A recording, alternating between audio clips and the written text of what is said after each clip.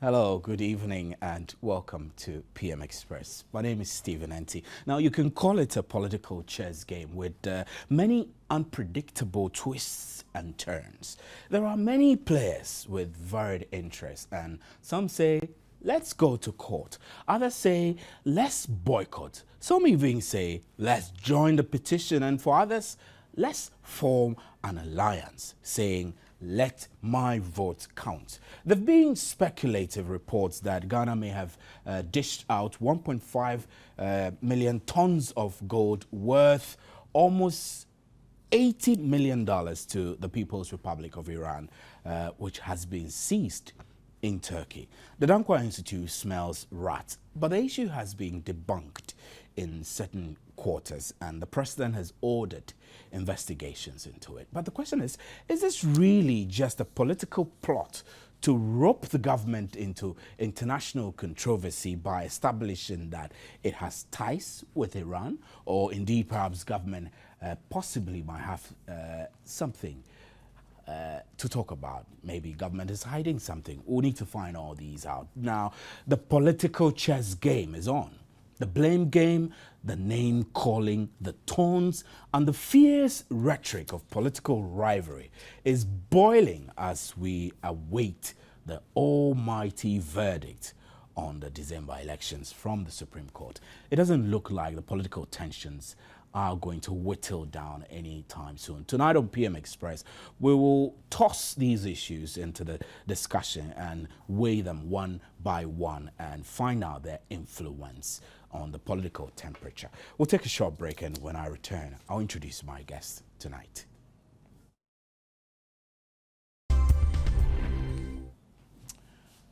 Welcome back to PM Express, and as always, my name is Stephen Enti. You can join us by text 1760.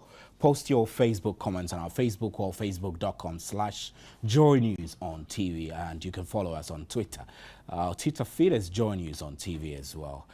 My guest tonight, I have James Afedo, who is member of the government's communication team in the studio. We're also expecting James Kwabena Bonfe, who is very popularly known as Kabila. Kabila is convener of the Let My Vote Count, the group which is staging a number of demonstrations across the country in support of the petition filed by leaders of the MPP challenging the results of last month's presidential election. So, James, it's great to have you on the show. Thanks, Steve. Same here. Yeah, great. I've heard arguments from the NDC side that a lot of things going on in the political terrain today are calculated to make the party or the government unpopular and also to make Ghana ungovernable. Are these not extreme stands to take, considering that people have the right to demonstrate, people have the right to pursue any political association of their interest, really? Steve, well, before I answer your question, good evening to your viewers, and thanks for the opportunity. I do not think it is extreme stance at all. And in any case, these are not statements coming from the NDC. These are statements that have been made by leading members of the New Patriotic Party that if they don't win the 2012 elections, Ghana will be ungovernable. You know, so they've made those statements going to the election with only one option in mind, that they have to win. If they don't win, then it's not a free and fair election. And true to their words, the same thing happened. We went to the election when there were some minor problems with the biometric registration, verification machines. The election had to be suspended in some parts of the country and then rescheduled for the following day. But on the 8th of December, when elections were still ongoing in some constituencies, the MPP came and said they're winning the election. And that no matter what, the total votes from all those other places where the elections were taking place would not turn the results against them. So they were winning the election. It turned out that it wasn't the case. Even before then, they went to somewhere in Jolo to besiege the offices of STL, saying that results that were going to be faxed from the regions by returning officers of the region to the Electoral Commission's office are somehow miraculously or magically being intercepted in the air by STL in Joglo before onward transfer to the Electoral Commission. That went by some way, somehow, the people were calmed down, they returned. And then on Sunday, for their General Secretary to say, well, on Saturday night, and said, Sunday, we've won an election, go and celebrate. But the figures, Steve, if you don't, well, you don't know, because I was in one of the strong rooms of the NDC, and I was dealing with the figures. If you start celebrating when polling station results start flowing in, you are making a big mistake, because polling station results do not necessarily determine the outcome of the constituency level results. That's what the MPP supporters did. They started celebrating. But I was looking at the figures, and when things started changing, they couldn't believe it. Everything was going against them. They couldn't believe it. They knew they were losing the election, so they had to take a position.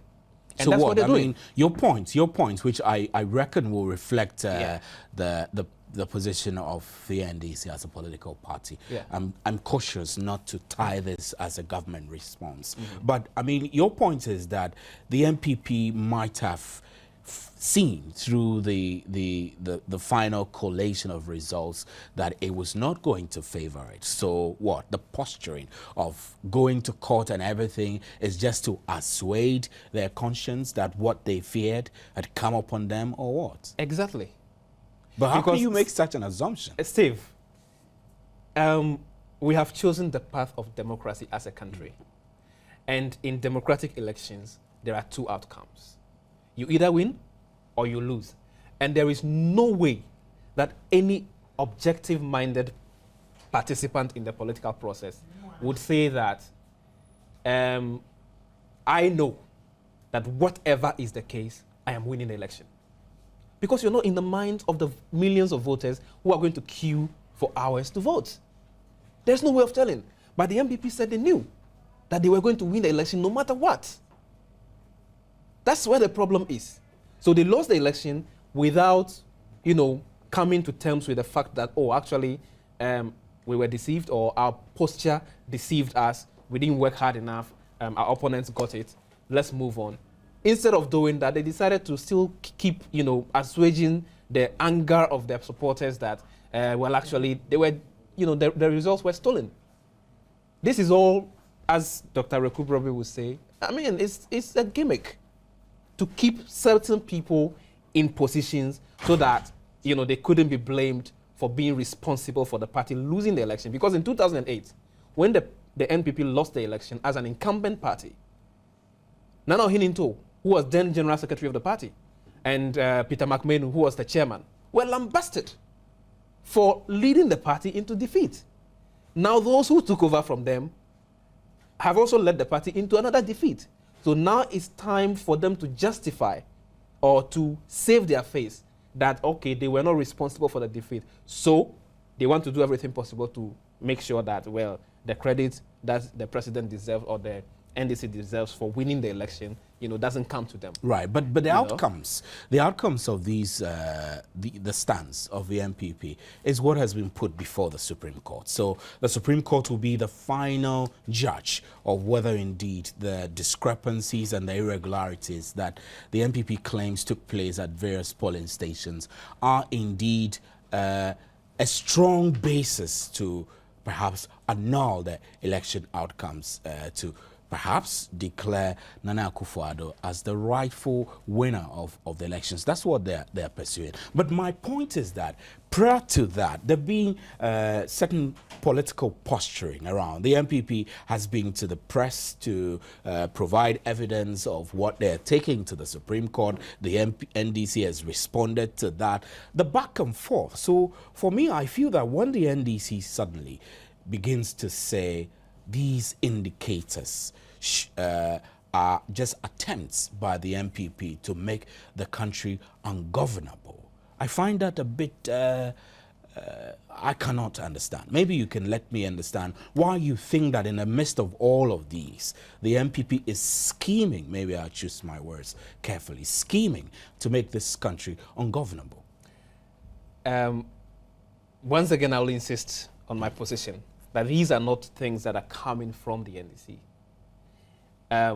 Apparently, there was a post from Gabi Asari Oshridako on Facebook sometime over the weekend that the MPP's actions are not actions based on logic, but politics.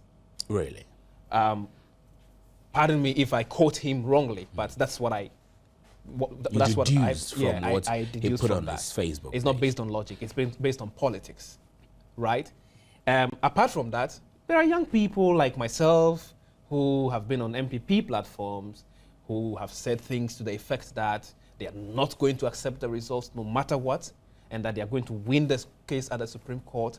No justice, no peace, and to the extent of some of them even saying that they believe it's time for them to start throwing bombs, to start blasting schools, to start terrorizing people on the streets.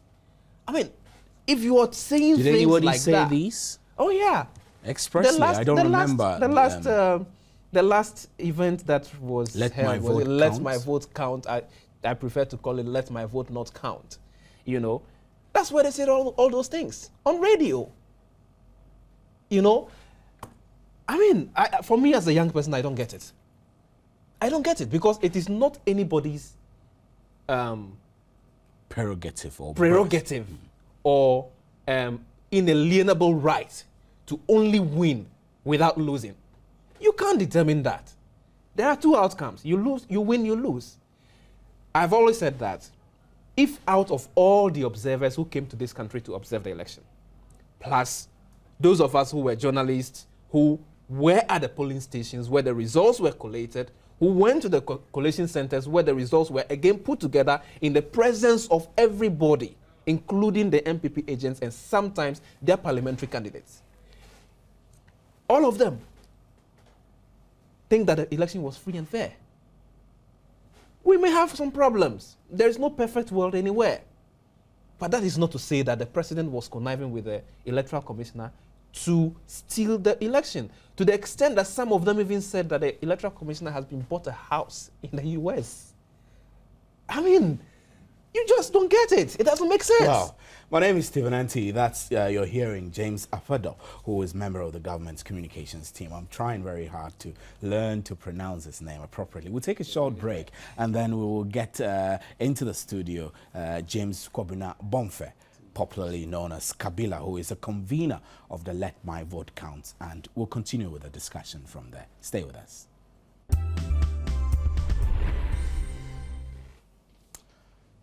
Welcome back to PM Express. We're discussing the political chess game. You've been hearing of Let My Vote Counts protests. You've been also hearing allegations that plane which had 1.5 tons of gold worth $80 million was being transported to the Republic of Iran had been seized in Turkey. Government has come to deny all of this, but there are concerns that all these could be political attempts to rope in the government into a kind of international controversy to establish that it has ties with the Republic of Iran. We're discussing all of that lumped together, and I've been joined in the studio by James Kwabena Bonfe, who is popularly called Kabila. Kabila is convener of the Let My Vote Count. Kabila, it's great to have you here.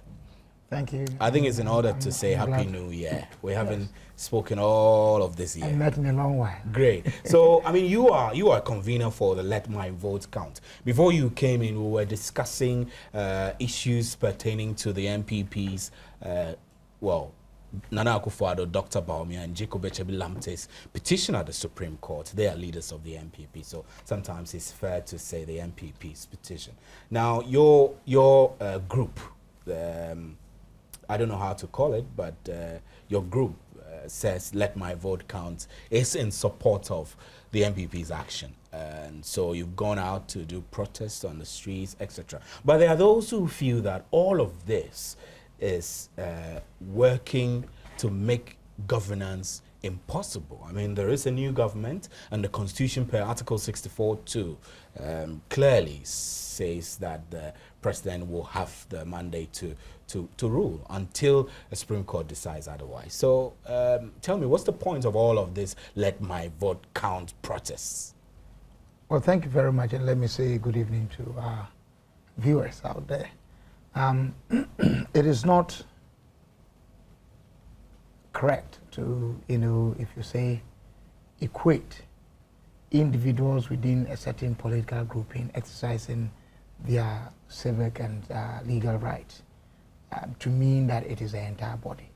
I'm sure the framers of our Constitution were mindful of what it is when they talked about a citizen as a person who had the right to come challenging the validity of somebody who declared as president in Article 64. So we would want to deal with Nana Addo Dankwa Akufo-Addo, Dr. Bangamu Bawumia, and of course Mr. Obichi Blamte. Of course, that is also not to say that one would want to take away from them the association or relations with the MPP. Of course, they are individual private entities, Absolutely. but they are leaders of the Absolutely. MPP. So legally, I think it's also appropriate to tie them to the party. Well, I mean, MPP, NDC won a joined a motion to join as an interested party. It was practicable. MPP could have done otherwise, though. But we're not talking about MPP, NDC. We're talking about let my vote count. That is quite an interesting precedent that has been set. The joint application of the NDC having been granted, and well, of course, I mean the legal process is there for all of us to see it roll out in the coming years. Now, what we are doing in the let my vote count is standing on two legs. First, we saying that we believe that there's enough evidence indicative of the fact that something went amiss in the last elections. Okay. And that through the process of the law, as enshrined in our own constitution, it is possible for us to seek redress or that get them corrected. The more reason why we subscribe to the action of the three individuals for the first time under this, 1992 Republican Constitution, that particular right is being exercised. Yes, it's been exercised. And we are saying we subscribe to it, we endorse it, and in the end, it will not only help in deepening our constitutional and the Constitution itself, but it will also let us all appreciate really how strong our democratic culture is being built, and so on and so forth. Moving on from there is the fact that the conduct of every process or every election itself is as important as the outcome that we arrive at.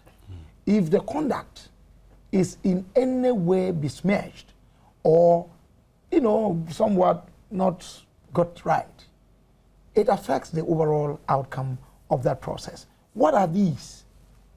Number one, it was not for nothing that CI-75 was created. It was not for nothing that we decided to go the biometric registration option. It was not for nothing that CI-75 Regulation 31, particularly 2, stressed that the biometric verification process is mandatory or obligatory. It is not for nothing. It was to cure some mischief that have accompanied or associated all the elections that we have held since 1992.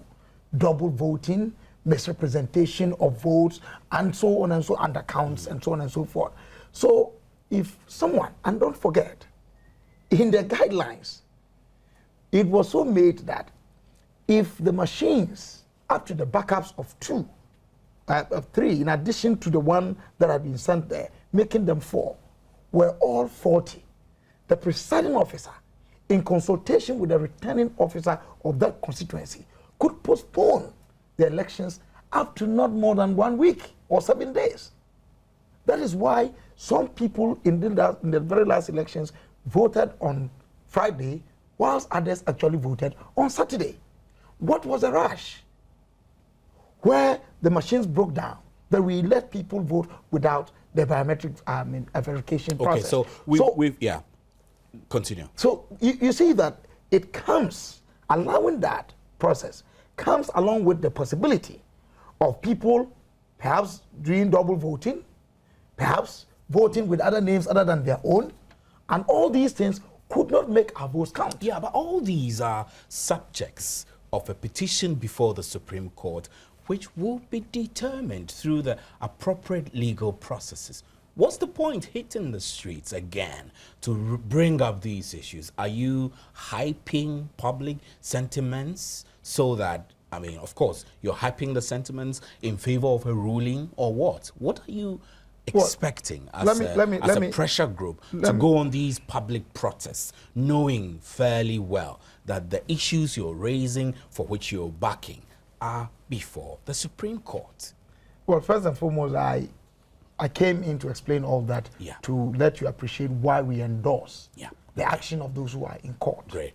But also it is important that we engage ourselves as a people. There's nothing wrong with that, because the matter in court has its own political connotations and political ends. But at the end of the day, the let my vote count beyond this is seeking reforms at the Electoral Commission. Reforms with respect to the law that creates the Electoral Commission. For example, it's not too clear what the tenure or term of office for commission members could be, or is, or are. It is important that we have something to that effect. Again, it is important that we look at how the Electoral Commission engage the temporal officers that they engage every 4 years. I mean, with the exception of this last election, every other election year they've engaged the services of teachers. But for the directive, which was that teachers were not to be engaged in the 2012 elections, they often... You put the blame on those type of governments? Whoever gave that directive. James, you want to respond to this? I do not see how that would amount to irregularity. Have you heard this? I don't think. No, Steve, getting me right. I think the point I'm bringing in with respect to the people who work temporarily has to do with the reforms that should take place at the Electoral Commission, for which I am not attributing any irregularity to as of now. So great. Get it straight. James, I still want to bring you in. He said, Kabila has said quite a lot, and the premise on which I was asking my questions were whether really any of these happenings, the protests, there've been boycotts, there've been marches. I mean, the MPP has marched. Let My Vote Count is marching. There've been boycotts in Parliament. These don't seem to be things that the NDC is happy about, right? It is not a matter of the NDC being happy or not being happy about the attitude and the behavior of the NPP as a party, Nana Akufo-Addo as their leader, and also the members of parliament which belong to the minority. It is not for us to determine. We believe that it is the legitimate right of every Ghanaian, as long as you obtain the permit from the police according to the Public Order Act of this country. If you want to go on the streets to demonstrate, it is your right. If you want to go on the street to do whatever, it is your right. If you want to form alliance, Let My Vote Count alliance, it is your right. What is actually a problem is when you use those platforms to rain invectives on legitimate institutions of state. Like question the legitimacy of the president? Yes, and insult the president. What kind of insult specifically do you recall? If someone calls you a thief, to the extent of singing in Ga that you're a thief, they've caught you, you know. I mean, you're not saying that to just so you think this you and me denigrates the presidency? Absolutely. That is not even all. We all know that if you take your case to court, as long as you believe in the evidence you have, you allow the justices of the court or the judges to decide on the case.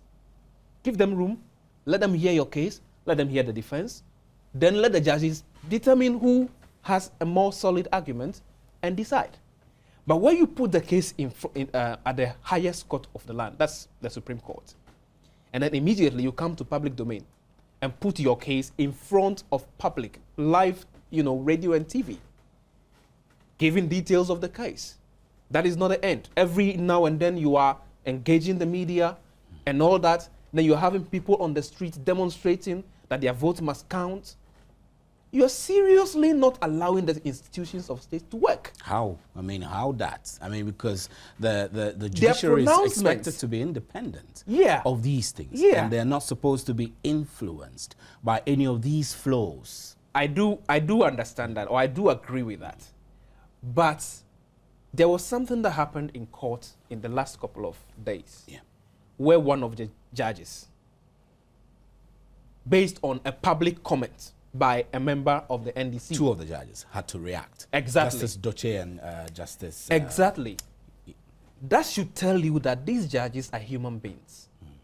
They listen to the same radios we listen to. They watch the same TVs we watch. And so, whatever case is in front of them, any discussions on those cases, they hear it. They are not exactly insulated from them. They are not insulated from them. You get the point. So I am very, very worried that some members of the NPP are even going to the extent of declaring that they are winning the case in court and that it is the responsibility of the president to assure Ghanaians that he will abide by the verdict of the court. That is not even contradictory to the position they took before we went to the election. They said they were going to win the election and that His Excellency the President should prepare his handing over notes. These were the times when the results were not even counted. But that was their position. If you take that position, it is too extreme.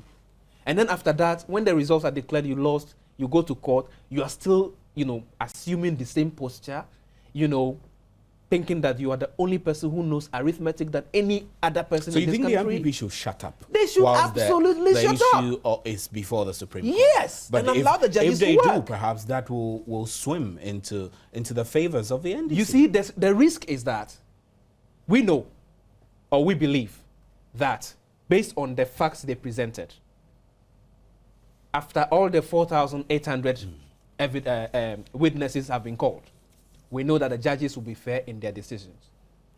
And you will respect there's only whatever one the thing outcome is. There's only one thing we expect from the MPP. They are saying that when they lose the case in court, then it means there is no justice. And for that matter, there won't be peace. That is what they're promising us. You're worried about that? I am absolutely worried. Kabila, are you worried about such utterances? Well, I listened to some of the utterances that came from the Let My Vote Count. Some of them, I must say, were a bit very steamy. Are you concerned that people want the political atmosphere to be subtle and perhaps gentle whilst we go to the Supreme Court for it to determine this case? Well, let me put on record that the Let My Vote Count Alliance. Is it an offshoot of AFAC? No. It's a movement. It's a pressure group. It's a movement. Not a pressure group? It's a movement. No, I'm choosing my words carefully. It's a movement set up for a specific objectives, and of course, with its own clarity in mind, what it seeks to do. It is multi-party in nature, and non-partisan. So you have people who don't belong to any political party at all, who are members. You have the face of it, and members, people who constitute this movement coming from various political parties. And so one will have to be clear. Of course, for those who conveniently wants to lump everybody and say NPP for their own convenience, they can do that. But you could have gone to court, right? That's what I'm saying. Instead of protests. I could have gone to court. I didn't go to court. I support somebody who is in court. It's about the same. Is there something wrong with that? No, there's nothing wrong. But Good. I mean, it just clearly demarcates your position. Absolutely. In all of this. Absolutely, and that's why I said that we stand on a two-front approach on this matter. But particularly more important to us is a reform that we seek at the Electoral Commission, and nobody seems to be concerned about those ones. See, as far as we are concerned, you haven't spoken about the steamy rhetoric that I asked you about. Are you intentionally avoiding it? Let me say that. Am I intentionally avoiding? No. But I do not think that anybody would want deliberately to stop any state institution from functioning. Mm.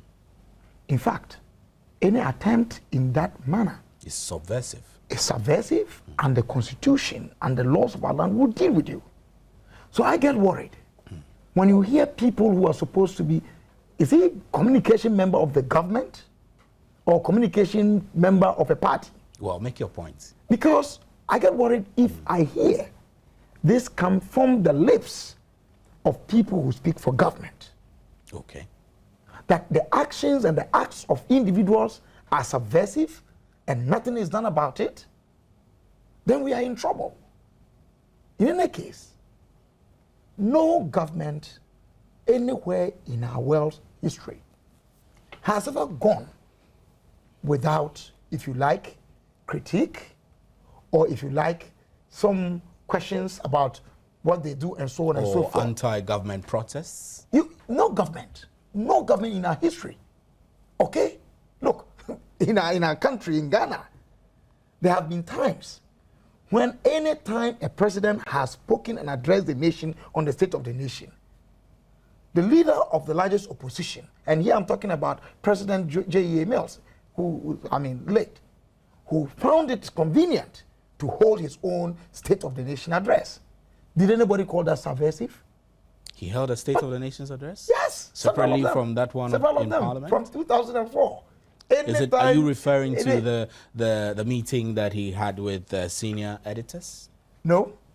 State of the Nation? Whilst he was the leader of the NDC, not in government. Okay. After 2005, when President Kufuor had been sworn in the second time, any time after the State of the Nation address, he held his own State of the Nation address. But this is a tool the MPP has taken advantage of. I'm only saying that there are some things that are only a part of our democratic culture and a democratic build-up. That once it is within the confines of law, let's not make it look as though it is untoward, it's unacceptable, it's a breach of our laws. Let's not play that game at all.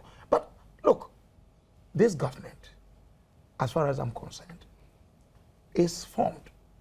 President Mahama was sworn in, and everybody who is even in support of this action in court or endorses it is clear in their minds that until the Supreme Court invalidates the man's election or the validity of his election as president, he is president. And there's nothing anybody can do about it.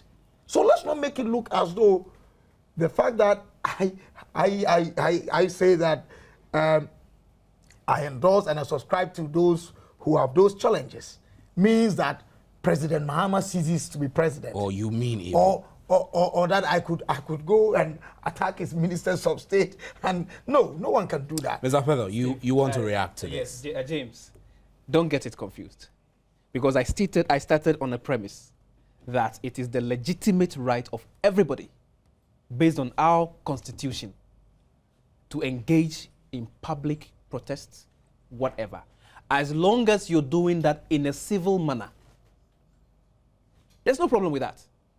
But the things we're hearing and the things that are happening are a matter of cause. They are causes of worry to some of us, because that is not Such as? on your platform. I believe you were there. You heard Such as? the things that some of the people said, including the gentleman who spoke in Tree and said it is time for them to start throwing bombs, to start blasting schools, to start killing people on the streets, so that their party takes them seriously, and you allowed it to go. Isn't that subversive? Did anybody say that, Kabila? I don't recall that. I don't recall that. But you see, Steve, we need to get some of these things clear. James, did you finish with your I reaction? haven't even finished. Okay. So that we can. You see, he made reference let to him answer whether indeed he remembers anybody making such a call. And he on said the he platform. doesn't remember. He doesn't recall. I think it's possible because it was a boisterous platform. But you And so recall that. I heard it on You radio. have, okay. I heard it on radio. You see, there are two different situations here. If late President Mills was holding his own true state of the nation as an opposition leader, there is nothing subversive about that. Because the incumbent president comes. I don't think I suggested that was subversive. I was only you cited it as an example to buttress the fact that, I mean, people have the right to express their own contrary views. But what I remember him saying is that if you say that a lot of these comments are subversive, then as a member of the government communications team, you should have been leading government to take legal action against these people. Maybe legal action? Criminal arrests. Some of us want some of them to be arrested. And what is stopping you? Well, I'm not a policeman. So all I can do is to tell the people that, listen, these are people who are making serious comments about the state of security for the 5.3 million Ghanaians who voted this president to power, and the other million Ghanaians who are going about their civic duties. Other Ghanaians who for some reason think they are disgruntled are saying that they want to make your life difficult. It is the responsibility of government to ensure that we have adequate security. And so people like that needed to be called to question. So that's my position on that. Your position. But the point is that you are free to campaign. As long as you follow the Public Order Act, you're free to do that. But please, when you're doing that, be civil in your comments. You can express your views without saying some of the things that were said. But at the end of the day, just bear in mind that just as we were going to the election, there were two outcomes. Either you win or lose. You are going to a Supreme Court where there are again two outcomes. You're going to win or you're going to lose. When it happens, please don't be threatening Ghanaians that if you don't have it your way, there will not be peace. We're speaking to Kabila as if he's a member of the NPP, really. Well, he's supporting their cause. Not, so he's supporting the cause to go to court to seek justice. Yes. That's right. I am clear in my mind, okay, in the face of the weight of the evidence, that indeed these three individuals, something case. untoward happened in the declaration of His Excellency John Dramani Mahama, and that once our laws work, and they were not made for nothing, once our laws work and the justices do justice as is required of them, there should be victory. I am sure that the petitioners have enough grounds, to challenge the validity of the president. Don't forget, we're talking about figures here. And I don't know whether he's taking time to do any basic appreciation of the arithmetic. I mean, I went through the election myself. Okay, so I have gone through this whole thing. But in the end, I just want to make this point.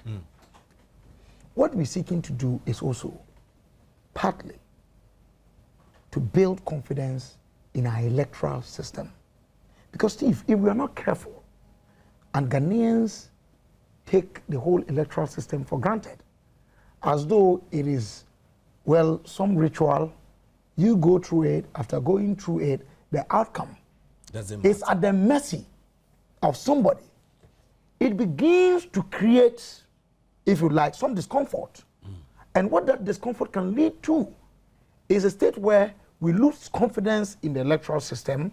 And once we lose faith in the electoral system, it's like, why vote in the first place? Kabila, let me change the subject of discussion a little and talk about the other tools which have been used. The boycotts by the minority in Parliament is a tool which they're using to state clearly their position on the appointment of these ministers, staying away from the vetting. Do you also support that? Let me say this, drawing some inference from what my friend James said, with respect to some posting on somebody's Facebook wall. I haven't seen it, but you see, at the end of the day, when you are in politics, you take political decisions. It doesn't mean illogical. A political decision does not necessarily mean an illogical decision. At the end of the day, it depends on, where you want to put it. But see, it's a complex situation that on the face of it, you will run with what the Dr. Rekubobe and others are saying, nonsensical and illogical. But come to think of it, in one breath, you are a caucus of a party in Parliament, representing constituents in the name of that party. And you are confident that the man who was your flag bearer, something untoward happened, and you go into a council meeting, as they call it, and you subscribe to the idea that he should go to court. The man goes to court challenging the validity of the man who's been elected president. And then you say, well, whoever he appoints, there's nothing wrong. we will go and let's go all through along the process of vetting. What would you be telling the man you sat in that council meeting with? So the political interests have been put before the national interest of the constituents who voted this MP into office. I mean, if I voted you into Parliament, I'd like you to make decisions on my behalf, including screening those who are appointed to form the government. At the end of the day, one will pose a question in response to this. You think why we are here, why we are where we are today, was based on a decision taken in the national interest? What has resulted into this kind of situation we are here? Is that which was in the national interest? But because I don't see the similarity. I recall that the Electoral Commission was impressed upon. But somebody, hey, wait a minute. We see something coming. Can you hold on a second? The EC says no.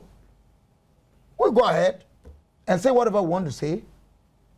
If you have any challenge, go to court. But that's perfectly legal. I'm saying that's perfectly within the legal remit of the Electoral Commission. You see, was that in the national interest? Could a little bit delayance have done something so unlawful? No, I think that the Electoral Commission can also argue that a little bit delay could have thrown the country into uncertainty. At the end of the day, I don't think so. I don't think so. If there was any uncertainty, and there could be any uncertainty that could rise from there, Ghana would not be where it is today. James, I'm concerned that at the end of the day, if the MPP minority, well, they have decided not to take part in the vetting of these nominees. If the nominees are approved, which some of them have been approved already, and they form the government, and in the event the Supreme Court rules in favor of the MPP, we expect that those nominees will be kicked out of office, right? Based on, I'm not a lawyer, but based on my layman's understanding of the laws, they could.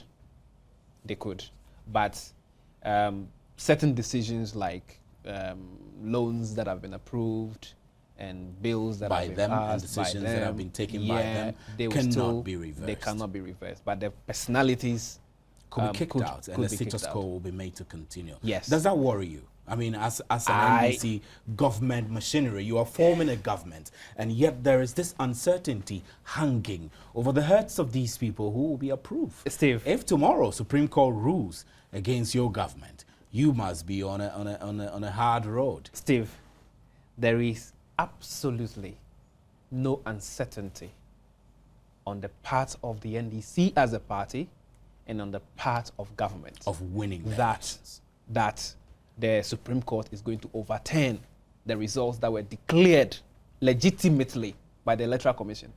No doubt at all. It will not happen. Why? You're very convinced, Steve, that cannot happen. It's a possibility. You have been part of election coverage in this country. I have been. We all know how the process works. All right? So it is really a tough work for someone to decide to manipulate figures at collation centers, to favor one candidate or another. But this is 20th century digital age. A lot of things I was happen. In the night. We had agents in 26,003 polling stations across the country. I was dealing with the figures. And at 2 a.m. on was it Sunday morning? We already knew how it was going. These were figures we got from everywhere. And Joy FM and Multi TV also had reporters everywhere. This is not the first time that has happened. This is not the first time it has happened. Elections, we've been part of the process. polling station results are announced in the So you presence do of not, everybody. on the basis of that, anticipate that the election result would ever be overturned by the Supreme Court? The Supreme Court justices are going to be looking at this document and the evidence that the extra evidence that the NPP Further is going to and produce. better particulars, Yes, the NDC are going to calls it. produce. We believe that based on the 4,800 witnesses we have on standby, and based on the processes involved in results, collation and tabulation and all that, and based on the fact that the NPP has agents in all these polling stations just like us. Who didn't sign some Well, of the portions? allegedly, but there were journalists there. If the MPP agents did not sign, those journalists would have reported that the MPP agents there are disputing the results. And for that matter, they did not sign. Did we hear any of that? Absolutely not. The Supreme Court justices are not going to be determining the case based on anybody's figment of imagination. It's going to be based on figures. And that's why the Electoral Commissioner says, if you think what we have is not the figures that are supposed to come, then take it to court, present the evidence. But you are not going to sit down and put out 1, 2, 3 and think that this is what will declare the result in your favor. But it does appear by the applications. It is comical, if you ask me. It does appear by the application that the NDC has put up and EC has also put up, demanding further and better particulars. Yeah. It does appear that they're pushing the burden on the MPP, when indeed the burden should be on the Electoral Commission. You're wrong. Our laws say that he who alleges must prove. You said I'm a thief. Provide the evidence. I'm innocent until proven guilty. That's how it is, not the other way around. What the MPP is telling us is that we said the MDC or the president colluded with the Electoral Commissioner to steal the result. So they are guilty. They have to prove it. It doesn't work like that. Kabila, if by a decision of the Supreme Court, the MPP loses, will your group, Let My Vote Count, be disbanded? Well, let me say that this is a Because you told me specific, clearly that specific it was set up for a specific objective. Yeah. So it will disband. Movement. Well, let's not come to that. We'll cross the river when we get there. You don't want to say?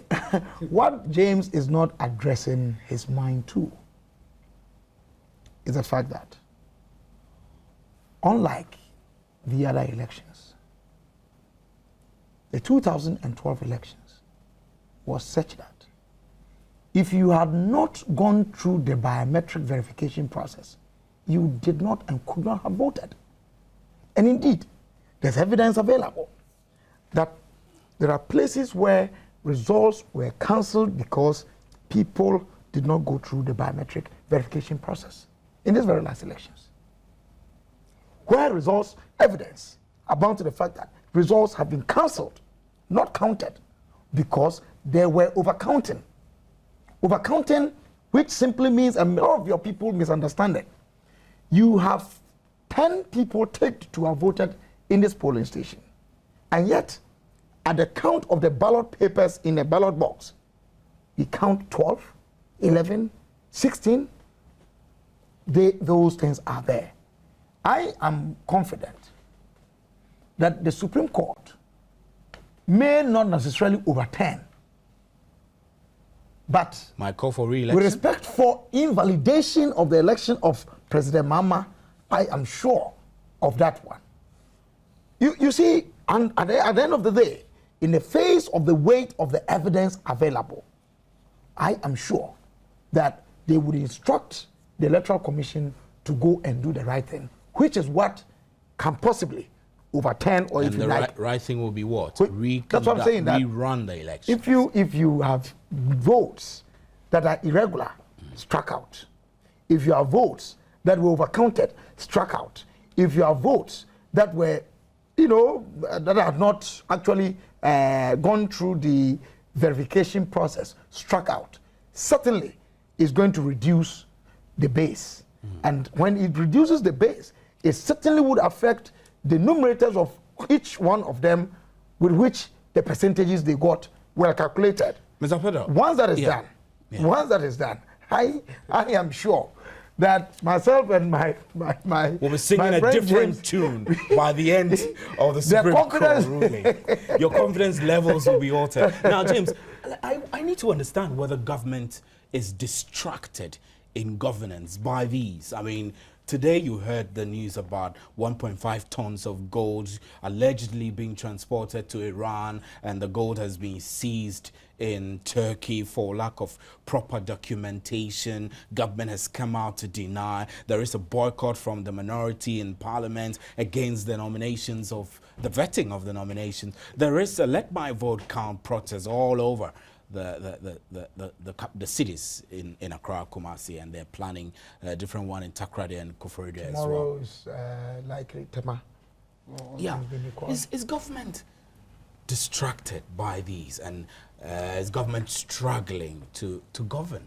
Steve, I'm sure if a government is struggling, I mean, it'll be obvious for you, you know, sitting at where you are, to see that this government is really struggling. I wouldn't know exactly. You will, as a journalist. The government machinery has just started. Nominations have started. Exactly my point. You see, despite all the noise that the MPP is making, and mind you, they are all ugly noises that the MPP is making, the president has put together a solid team of people who have, you know,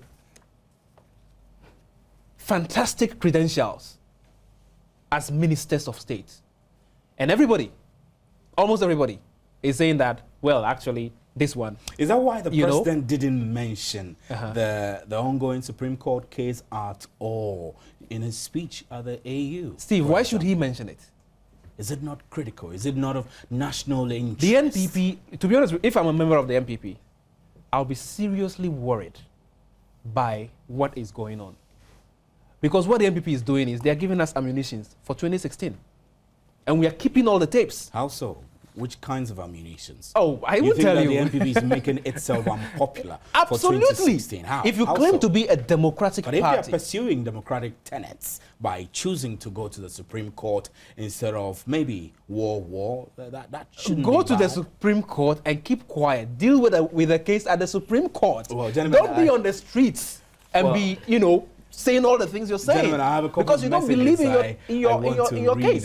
Doc Except Andy Cassius sent this one in. He says that we're not serious as a nation. It's shameless and cruel on the part of these politicians who are downplaying on the intelligence of the electorate. In any case, would the MPP have gone to court if Nana had won? Or NDC, on the other hand, will still insist the election was free and fair if they had lost?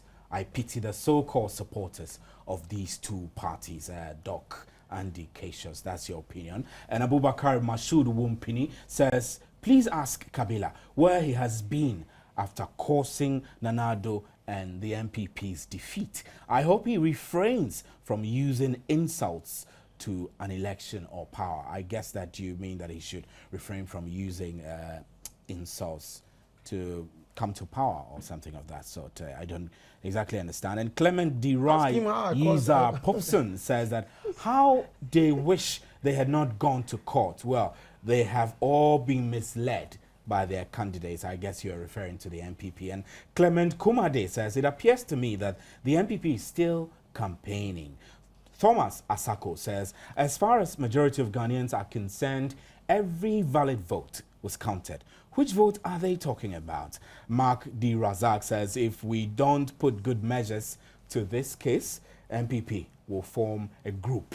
Solomon Nyantechi says, I hope Kabila will not associate CPP's name with his slogan, let my vote count, because Samia is trying hard to rebuild our party. And Mabel Esinam Adeti says that I know Kabila didn't even vote for Nanado. So what is his problem? His vote was counted for CPP. Sky Richest Curtis says, if going to court for justice is bad, then war will be better. I beg your pardon. This is not a statement that we will encourage on our platforms. When you send your text messages and comments, please let them be decorous as we discuss issues of national importance and cohesion. Togbiga Kokuvi Wemega says, I believe we will surely get to the point when Ghanaians will get tired of these our politicians. Let's assume without admitting that Nana is declared the president. Who then will be vetting his minister designates? And even if they are vetted, will the majority pass them? even enough is enough, I beg your pardon, that's what he's saying. Enough is enough. It's as simple as that. Togbiga, Kwakuvi, Wemega, and then Techiga, Washington, Timothy. You say that it's all over. Let's all assume, let's all come together as one and move forward. MPP leaders should try and unite their members than to lose their members on the issue. And my last on this sheet, Alukus says the MPP boycott still remains unabated.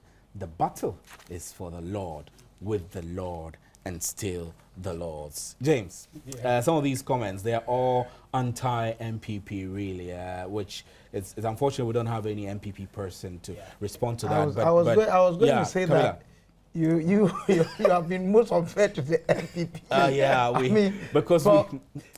But I mean, as far as I'm concerned, I was invited by a producer to speak on the Let My Vote Count and what we're seeking to do. I'm sure I have done justice to that. We are clear in our minds with respect to what we're seeking and what ought to be done. I just want to say that we have views that we express, and we always try as much as possible to, distinct, if you like, distinguish what is our personal views and which are the views of us as far as the political parties we belong to are concerned. And I am clear in my mind that I have not in any way brought CPP, but of course, yes, disrepute. To this. Right, I'm sorry, we've totally run out of time. So James, I'll give you a final word. The political chess game is on. I mean, the taunts, the fierce rhetoric. It looks like we haven't really gotten away from the heat and steam of election 2012. Is this worrying? Because the MPP is still struggling to come to terms with that, including my very good friend here. Including the Let My Vote Count people. Yeah, they are struggling to come to terms with the fact that they have lost the election. Ghana has, spoken, let's move on. They don't want to move on. Let them continue. We have a country to run. We are running it. And to tell, that story about gold, it's absolute garbage. I don't see the reason why you should give it any credit whatsoever. It's absolute garbage. It's all part of the, actions. The schemes you talk about. The schemes to make the government unpopular. So but you said you were not worried about. Internationally, the president is highly demanded. Everybody recognizes him as the president of this country. Kabila, you want to sneak in a word? I get a bit worried when I hear Ghanaians tell me about the popularity of our presidents by citing international stuff. Hey, we're talking about Ghana. Well, we're talking about Ghana. I beg your pardon, Kabila. We're run out of time. This gold business is garbage. Did I hear from government sources that the president was interested in conducting investigation into it? Well, the president has ordered an investigation into it. Garbage, my name is and the president is ordering investigation into it. I was joined by James Apedo, a member of the NDC communications team, and James Kobina Bonfe, who is a convener of the Let My Vote Count movement. It's been great being here with you. Join us again tomorrow for another edition of PM Express Corporate Wednesday. Good night.